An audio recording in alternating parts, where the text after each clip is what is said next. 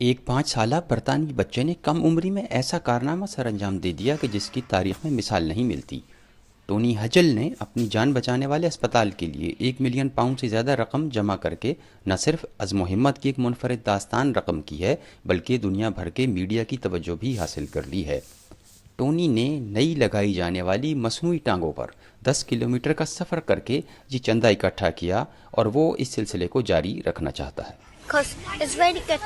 I decided to do more walking. ایک حادثے کی وجہ سے ٹونی کی دونوں ٹانگیں کاٹ دی گئی تھیں اور اس سال کے شروع میں مصنوعی ٹانگیں لگائی گئی ہیں۔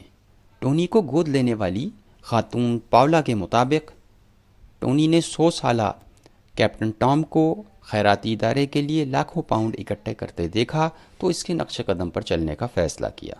He saw Captain Tom on the telly doing his challenge with a walking frame, and that's how Tony started out first off, was with a walking frame. And we decided actually, and he said, oh, I can do that, but then decided he wanted to walk with his crutches, so we decided to set a challenge to make us walk with him every day of June. 5 meters.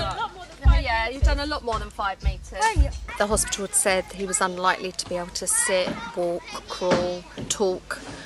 They had no idea cognitively how bad he was, because there was a mass on the brain from injury.